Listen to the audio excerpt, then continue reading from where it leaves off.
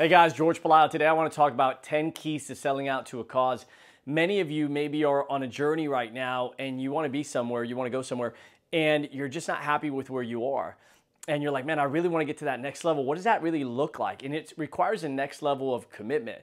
When I first got started in business, I winged a lot of things in my life. I wasn't that serious. I wasn't that committed. I'd quit when things got difficult. And I knew that this was an unsuccessful way to live my life, but it was the way that I did it. And I finally got into an environment where I was challenged to change. And I got into insurance, I got into investments, I did real estate, I did mortgages, I look at other opportunities where I could make money, and I really didn't commit to the insurance business. I wasn't sold out and I was failing. And that's what's gonna happen when you don't sell out to something. You're gonna experience a lot of failure. And I would keep this folder in my inbox that said insurance opportunities. In case something didn't go right, I can go to another company. I had a lot of different options. And I finally come to this Monday morning leadership meeting that the office had. And there was a message about what real leaders are and how they could play hurt and how they're 100% obsessed and sold out to what they're doing. And I realized that I wasn't sold out, that I hadn't planted my flag. And so I wanted to become that person. I admired people that were sold out. Sometimes when you're talented and charming and charismatic and a little bit intelligent, you know, you can wing a lot of stuff and get by. And you'll look at people that are doing something great in your life and you'll admire that person. I'm like, man, I wish I could get those results. I wish I could have that influence. I wish I could, be like that. But the cost of being that person is that you have to really commit. And a lot of times people don't want to commit to that level. They want to try until it hurts and then they want to quit. And that was kind of my MO. I hadn't really sold out to something. And so that day I made a decision, I'm going to make this work. I'm going to get rid of the folder. I'm going to get rid of any other option. I'm going to stop making money. I'm going to stop looking at other opportunities. I'm going to make this opportunity work. I'm going to make this work. And 4 months later, we became a broker. 2 years later, we made a six-figure income and then to seven-figure income and beyond. But there was a few points that I learned along the way that were taught to me that I want to share with you that maybe can help you get to the next level in your business or in your life. So point number one is you got to plant your flag. When you hear that, what does that really mean? It means that, hey, this is the ground. This is what I'm doing. This is who I am. This is how I'm going to make my mark. This is how I'm going to make my money. You have to commit. And there were so many other industries that I was getting pulled into, real estate, solar, this, that. And there's so many other people out there and so many other opportunities that if you never really commit to what you're doing, you're never going to make that work. And there are people that are millionaires or multimillionaires or decamillionaires in every single industry. Why? Because they chose to plant their flag in that industry. I chose insurance because of what we could do for people, the residual, the lifestyle, the leadership development, the teamwork, building an agency, freedom, building the value of a business, helping other people become wealthy. So I just saw that it was a better model. But whatever the people are doing out there, there's people that are ultra successful in every single industry. Why? Because they closed the door to any other option and they chose that industry to be the industry that they mastered and that they dominated. And today those people are known all over the world in their space. Will you be known in your space? I want to be known in the insurance financial industry as, hey, this is a guy that builds agencies, builds leaders. I want to be able to prove that through the success of our guys. This year we have a goal of producing $5 to $7 million earners. We haven't done that. We have one seven-figure earner, 5 to 7 direct $1 million earners. And I think that's a big deal because when my guys win, right, that validates the coaching, like, hey, we're teaching the right stuff. And so I want to be known in my industry for being a master builder. In our company, we have something called a master builder. I want to be known in the industry as a master builder. So this was an industry that I've chosen to give the last 18 and a half, 19 years to. And I want to make sure that we get to that next level where we truly make an impact and start not just making an impact in the company, but making an impact in the entire industry.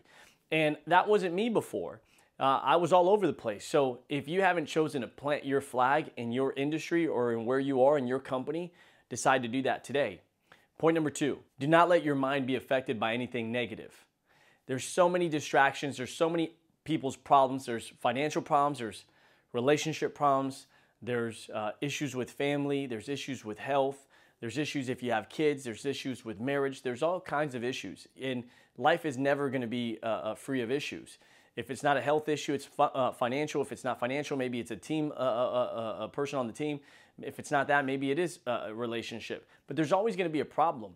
And you got to learn how to operate and play hurt. Learn how to operate with challenges going on, because it's not an easy world. And the more that you want to become a leader in this world, the more challenges you're going to have, because you're not just dealing with your issues, you're dealing with everybody's issues on your team. You have to have the mental capacity, the emotional fortitude that you can go ahead and perform in spite of all the challenges that are going around you. So you got to close your mind to negativity. I remember when I got started in the business, my dad wasn't positive, and we had to have a real conversation of saying, hey, it's hard enough to build this in the world with all the things I have to deal with other people, rejection. I don't need to come home and hear that from my family. I need an encouraging environment, and that's okay if you can't do that for me, but at least make it neutral, meaning anything negative moving forward, I don't want to hear it. I respect you, I love you, I look up to you as my father, I'm gonna honor that, but I don't wanna hear anything else that you have to say that's negative, because you're not helping your son, you're hurting your son. So I had to have that conversation with my family. There are gonna be conversations that you need to have, tough conversations with people that they affect you, that you care about them, they care about you, that maybe don't support you or don't understand you. So you have to eliminate that negativity. You have to eliminate, maybe you have to cut out some relationships. Maybe you have some friends that, you know, they're not against what you're doing, but they're also not for it. They're not supporting your process. They're not encouraging you. They don't understand your vision. They don't want to come alongside you. And there's nothing wrong with that. Not everybody's going to follow your vision or be a part of it, but they can support. And sometimes, you know, you need to focus on what your next is. So you're going to have to be obsessed, right, with, hey, what relationships are the most important in my life today? These relationships are aligned to my goals and my dreams. I'm going to have to put more time here, less time over here. That doesn't mean that you don't care about those people. There's a lot of people I care about that I just don't spend a lot of time with, because right now we're chasing our next dream. So anything that's negative or neutral, you got to make sure that you're not investing a lot of time there, right? Because your mind's got to be focused. You got to be positive. You got to be upbeat. You got to be excited. You got to be enthusiastic about what you're doing. And that requires you to have an environment that literally facilitates creating that inside of you. Point number 3, you got to develop an incredible will to win. You know, when you hear willpower, right, and you think about that, sometimes I would look at people that were ultra successful and I would say, man, that person was just born that way. You know, man, that person's just blessed. Man, that person just had the right start. Man, that person had the right mentors. That person, and you'll go through and you make all these justifications why that person's ahead of you.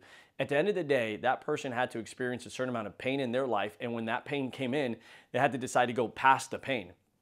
And that's willpower. Your will is a muscle. And the more you use your willpower, the more that you start to believe in it and the results of willpower.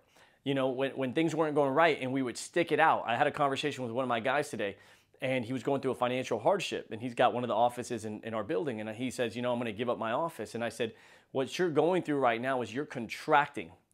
Hey, and that's normal. That's what happens when you're, you know, trying to get away from problems or escape problems or get rid of problems. It's like, man, what can I cut out of my life? And you know what? I don't need that extra office. I don't need this. I'm just going to be able to do it from, you know, my computer. I'll work from Starbucks. And you start minimizing, right?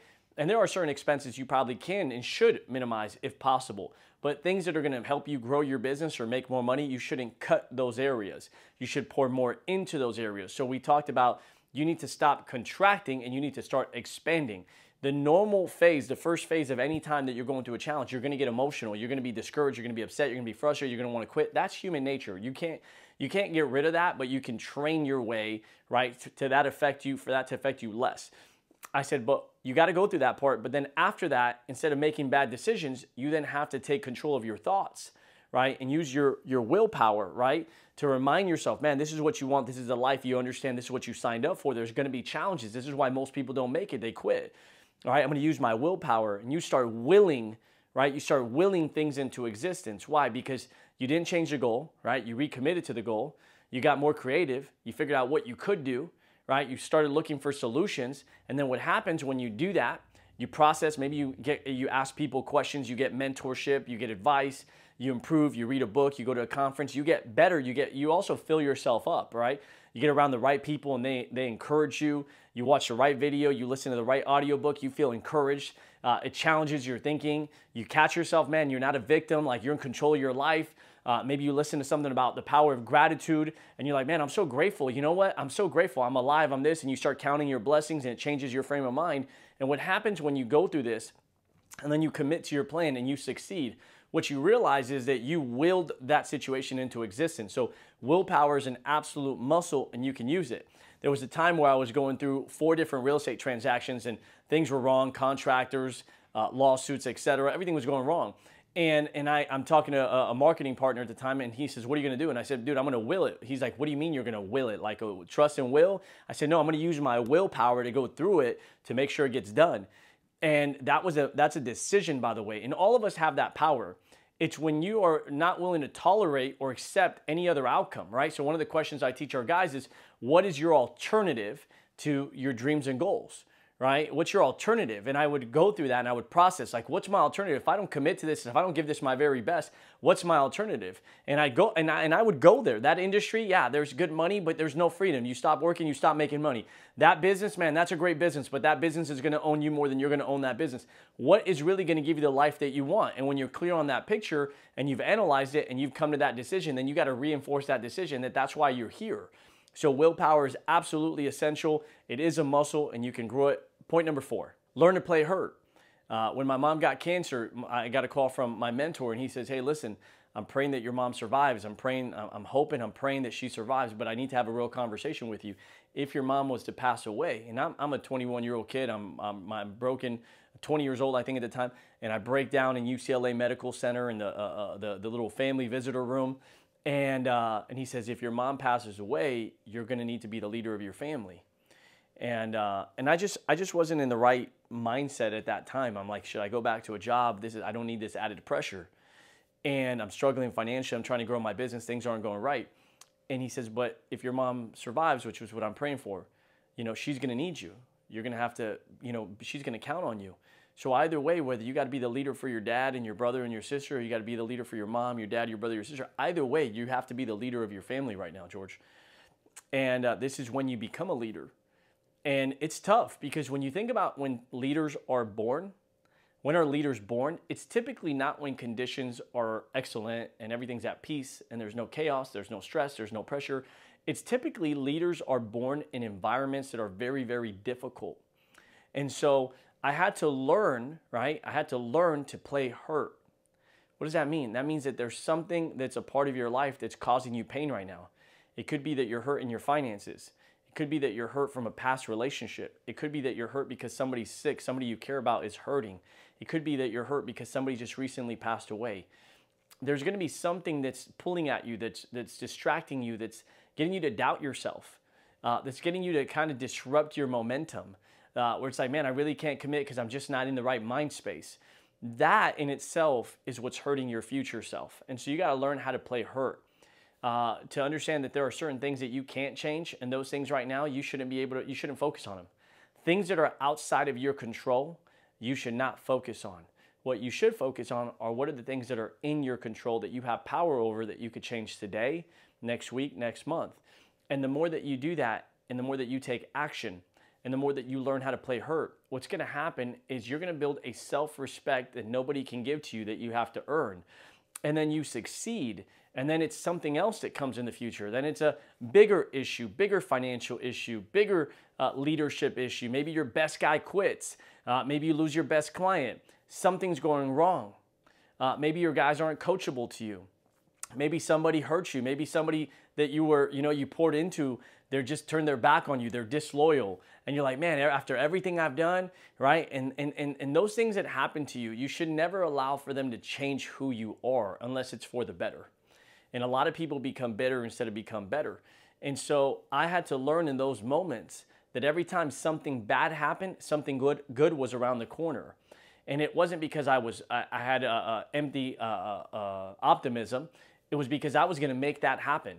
I was going to get better. I was going to recommit. I was going to become a better leader, a better person, better husband, better friend, better coach, better mentor, more in shape, better with my finances, better in staff, better. I'm just going to get better. And so eventually you learn to respond to challenges by getting better. And then those things don't stop you. And you realize that anything is possible if you're willing to commit to what that requires of you. Point number 5, learn to do what you're afraid of.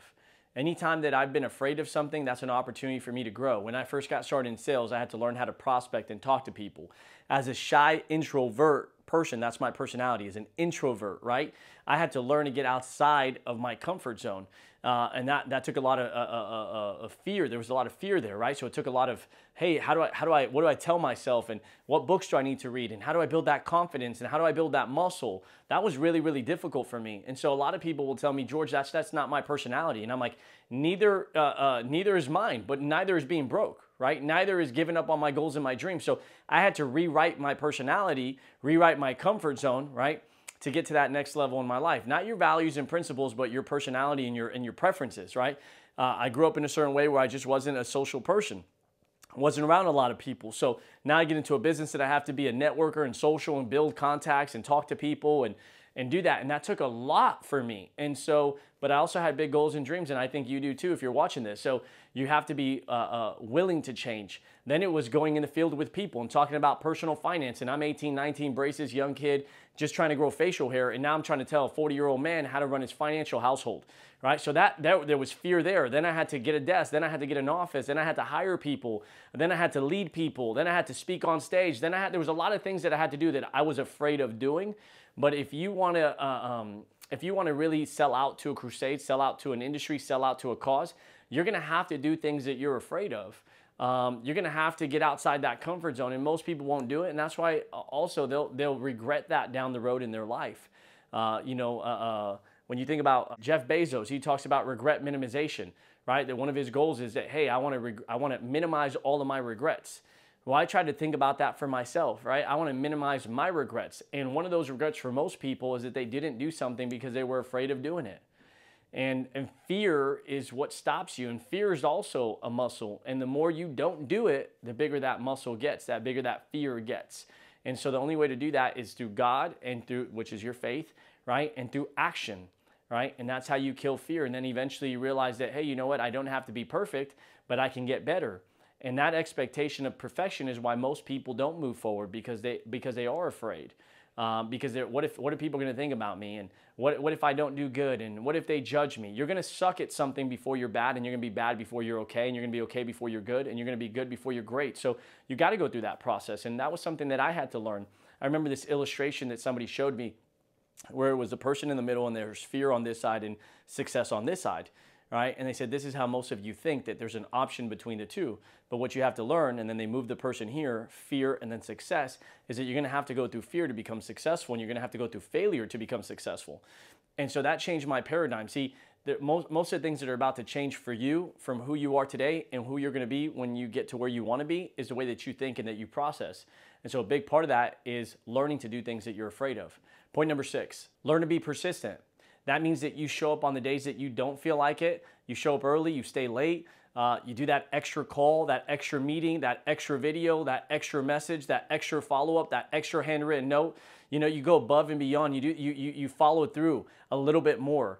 You go the extra mile, and that's so cliche, but it's really like when I'm in my office. I remember a story. It's 6 o'clock at night. It's a Saturday. I feel like going home, and I'm calling some clients, some potential clients. Nobody's answering. Everybody's gone that day. All the guys are out having a good time, dinner, party, getting ready for the weekend. And I'm in this office. It's dark. Everybody's left. The lights turned off. It's just me in my office. And I had like a few more calls, and I was like, man, you know, you've done enough today. You know, you've done enough. And I ended up closing my computer, and I'm like, yeah, that's good enough. And then I talked to myself, and I'm like, George, pay the price a little bit more. You know, man, make a few more calls before you leave. Finish your list. It was like 8 people, 12 people, somewhere around there on that list that I had to call. And I get to this number on the list. I said, man, I've called this person so many freaking times. They never answer, right? Part of planting your flag is you got to be persistent. I said, they never answer. I highlight the number in the computer and I delete it. And I'm like, what a waste of time. And then I'm like, man, but George, what if this was what if this was a call that you had to make in order for them to say yes? What if this was that, 12th time, that 10th time that you called them, that they finally said yes out of your persistence? And so I call the person, I leave a voicemail. Then I have another number like that. And I remember these 2 clients, and I said, man, this person never calls me back. You know what? Let me just call them. I leave them a voicemail, and I finish my next 3-4 calls, and I'm done. And then I get 2 callbacks, and it's those clients that never called me. And one leads to an appointment where we end up moving $500,000. The other one leads to an appointment where we end up moving around 400,000, 430. We moved close to $1 million. That was my first month ever making $72,000 in a month. Completely changed my financial life. You're sometimes one client away, one recruit away, one agent away, one contact away, one friend away, one meeting away from your life changing. But what if I didn't stay that night till 6, 6:30, 7 o'clock in the office? What if I didn't, what if I wasn't organized? What if I didn't follow up with people? What if I didn't make that 10th call, 11th time calling that prospect? What if I didn't undelete that and say, come on, George, it's the next time you call, that next one, Nobody's there that night. There's no YouTube video. There's no coaching. There's just me. It's you versus you. In those days where it's just you versus you, you're the only one that can do that job for you, man. And if you don't do it, nobody will. And you don't know what's going to happen if you do it, but you know what's going to happen if you don't do it. So you got to learn to be persistent. Success will require that. Point number 7, decide to be the chosen one. What does that mean? That in your family, you're going to change everything, that you're going to be that person that changes everything, that you're going to be that leader that changes everybody's life. That is not an ego, I'm the one. That's man, I really want to be the one.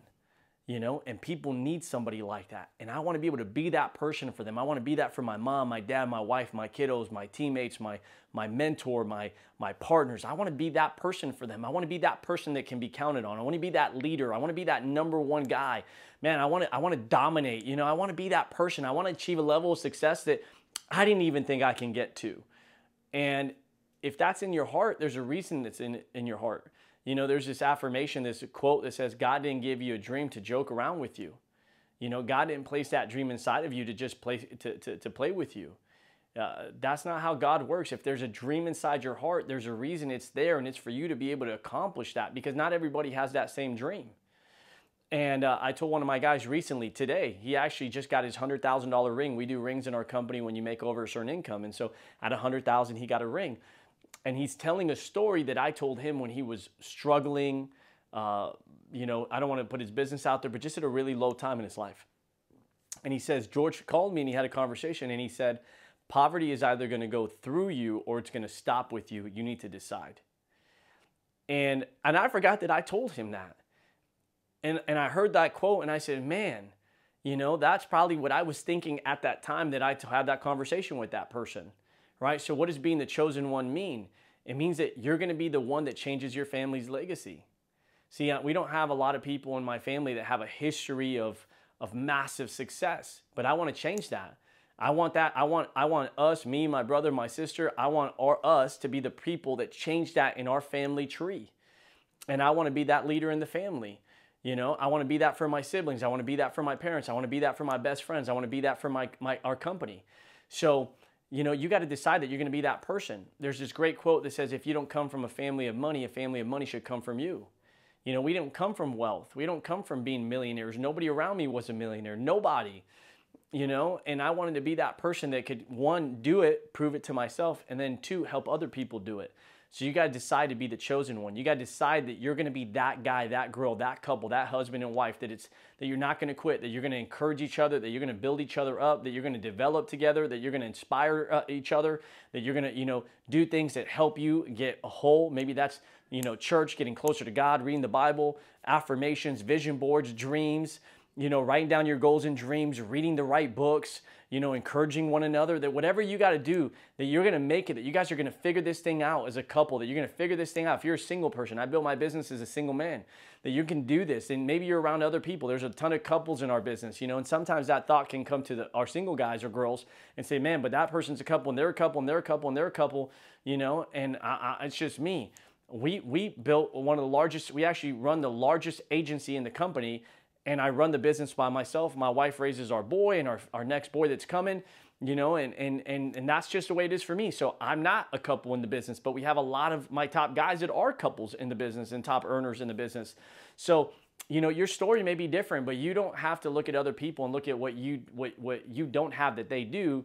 You got to know that God put things inside of you that He put inside of you that are unique to you, the way that your brain works, the way you process, the way your gifts are, the way you put things together, that's you. And there's a reason that you exist. You're not just here to be average or ordinary or fit in or be one of the, crowd, that you're supposed to be the person in the crowd, in front, giving that message, even if if it scares you, that you're supposed to be the person that is inspiring everybody to pulling out their greatness, that can be you. And I didn't think it was going to be me, but I hoped it was going to be me. You know, there's that quote that says, "I hope to win, but expect to fail." You know, that was a big part of me until I realized that, man, you're in control of your success, and you need God on your side, and you got to do your part, and that's it. And so decide to be the chosen one. Point number 8: grow personally and develop toughness. The reason that people shower is because they smell or they don't want to smell, right? The reason that people read books is because you also got to take care of the inside. The reason that people listen to certain music that inspires them, worship music or inspirational music, Rocky, any of those things, the reason that people watch, you know, certain podcasts or YouTube videos or movies is because they need to be inspired. We all need to be inspired. We need to maybe borrow inspiration. There's sometimes that maybe you're going to be somebody else's inspiration, but there's many times that those people also need inspiration. So you got to grow personally. You got to read. I wasn't a reader, you know, growing up, reading Goosebumps, reading, a couple books here and there for reading programs that we had to do for school, but I wasn't a reader. That just wasn't our culture. You know, now it's like books everywhere, every single day. I'm in a book, I'm in a YouTube, I'm in an audio book. I'm trying to grow, I'm listening to a podcast because the next version of me, I need to feed myself. And anytime that you're hungry, right, that means you need to feed yourself food. Anytime that you're just disappointed or you're not there, that means that you need to feed yourself a certain thought process. That happened to me this morning. I realized that I need to feed myself gratitude this morning, that gratitude for me is what I needed this morning. Your job is to be the doctor and the patient, to know what's wrong with you, prescribe that, and then take the medication, right? So what is it that you need at this very moment to get to the next level? Do you need to get better at relationships with people? Do you need to get better at sales? Do you need to get better at consistency? Do you need to get better at leadership? Do you need to get better at marketing? It's your job to know what you need to do and then actually follow through on that and create a personal development plan for you to get better in that area. And if you do, you'll realize that you can improve in anything that you want to. Point number 9, stay consistent instead of being up and down. You know, some days I felt like, man, we're going to take over. This is going to be awesome. I can do this. I'm fired up. I'm clear. I know, I believe. And then there was the next day, something would go wrong, something negative. And I'd be like, man, I really don't know. Like, I'm not passionate about this. I don't like this. And I was this up and down person. And I'm sure that a pastor doesn't always feel inspired when he's dealing with challenges and people quitting and people, you know, doing the opposite of what they should be doing, and people getting divorced, and people hurting their marriage, or people, you know, unfortunately not stepping up in leadership in the church, or, you know, people that maybe you poured a lot of time into and then they end up leaving, right? I'm sure that's discouraging. I'm sure that's discouraging for coaches. I'm sure that's discouraging for a lot of people, right? So there's going to be a lot of things that are going to discourage you along the way.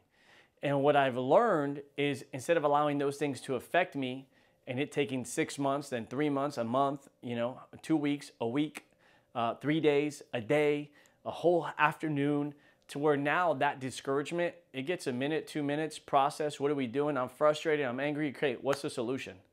Right? So I've learned to allow that problem, to not allow that problem to stay a problem for a long time, to condense how fast we solve that and how fast we go from problem to solution, so that you're not an up and down person.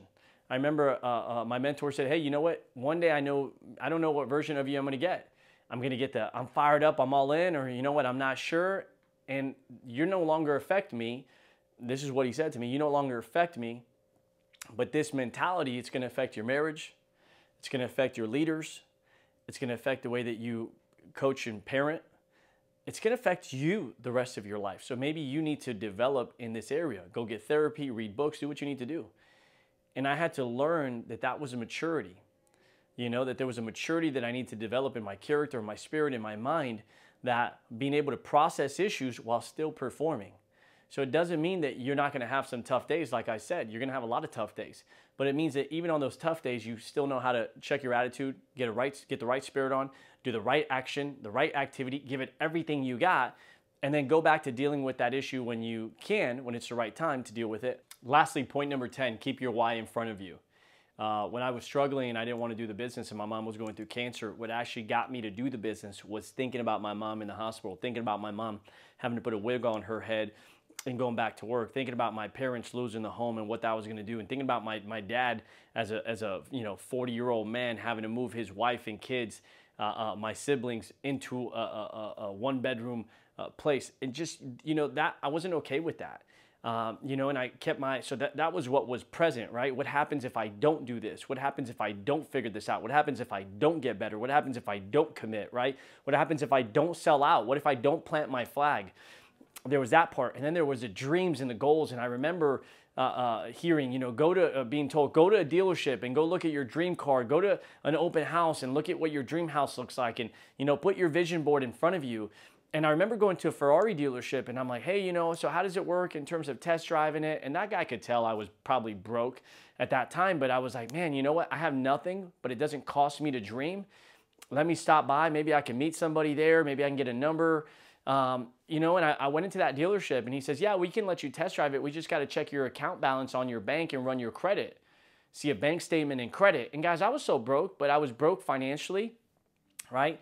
But I wasn't broke emotionally, mentally, physically, spiritually, right? Like, hey man, I can figure this thing out. This is not permanent. I remember going to open houses and looking at this and just imagining what it would be like having dinner there in the family, in the backyard, and the parties. I remember one time we went to do the stairs in Santa Monica. In Santa Monica, California, they have these wooden stairs, right? And we would compete. And I think the record we got to was 20. And then afterwards, Calvin and I end up going into this open house. It's right on PCH. It's an $11 million home. And looking at this and having those conversations like, hey, what's the payment on something like this? And selling myself the dream before, we bought a $2.6 million home. Selling myself the dream before I bought my Ferrari. Those things we've done. Those things, looking at videos of like, what's it like to be in Dubai, man? What's it going to be like going to Italy? What's it like at the Colosseum? What's it like at the Eiffel Tower? And all those things we've been able to do. But at one point, I couldn't financially do them, but I could do them up here in my imagination. I could do them inside my spirit, right? And so you got to keep your dreams in front of you guys. Listen, there's got to be a reason that we do everything. For me, my reason, outside of necessities and survival, which for most of us, we all have that, right? Food, shelter, things like that. My real reason for doing something is there are certain goals and dreams that I want to give my family and experiences that I want to give my kids. I want to know what it's like to have property in the Amalfi Coast and go out there and spend summers and a couple months and tour Europe and teach the kids history and get on, here's Greece, let's go here and just show my children, show my family, what this world looks like. Have a, vacation property in Mexico and be able to take the family out there for summers and snorkeling and diving and, teach them about history and the ruins and underwater caves. And I just want my family to have this great life. I want my parents to leave this earth and for them to say, man, all of our kids are set, established, stable, healthy, mentally, physically, spiritually. That's a dream for me. Yesterday I was talking to my mother-in-law. We're having dinner with my wife, my wife's mom, and our little boy. And we're talking about, buying one day 1,000 acres, a couple thousand acres, and having, being buried on the property. Where our kids, you ride up the horse, kind of like you see in the, Yellowstone, right? Ride up the horse and be like, Dad, I just want to talk to you, and you can't talk back, but that you instill those values and that person to have that access to be able to say, you know what, man, I just got to go spend some time and walk and talk with God and talk to my dad and pray. There's this life that I've dreamt of, and it's taken a lot longer. It's taken a lot longer to get to where I thought I would be by now. And there's people that are going to succeed a lot faster than me, and I'm happy for those people. But all I know is that I can't quit on those goals and dreams that I have. And it doesn't matter how long they take me. I believe that God will reward your commitment, your sacrifice, if you're doing the right things. If you're an honest person, if you're always getting better, if you want to, keep showing up, being consistent, outworking yourself, improving, helping other people. I believe that those things, success is infinite for you, that it's in your future. That's going to happen, that one day you're going to wake up and you're going to be so in the game and so in the journey that you're even going to catch yourself to say, man, look at the life that you've built. I remember when we moved from California to Austin and I'd drive home at night and I would look at our house and the way that it's lit up with lights all over the trees and the way they did that, the design of it. And I'd be like, God, this is a dream for me. I'd go in the backyard and we get in the jacuzzi at night and just look up at the stars and have the team there, and have some either lemonade or champagne or some wine, and just hanging out and laughing and talking and dreaming together. Those were dreams at one point. So keep your dreams in front of you. If you're somewhere right now and you believe you're in the right place and it is, then eliminate any other distraction from your life. Plant your flag, sell out to that cause, that crusade, that company, your company. If you're inside of Unity, you're with BHP, sell out to our company, sell out to this industry, whatever that is for you. But plant your flag. Stop wavering. Stop being in and out. Stop being up and down. Make a decision that this is going to work, and any other option, you take it off the plate. That's how you sell out to a cause. I hope this helped you to make that decision wherever you are. Take care, guys.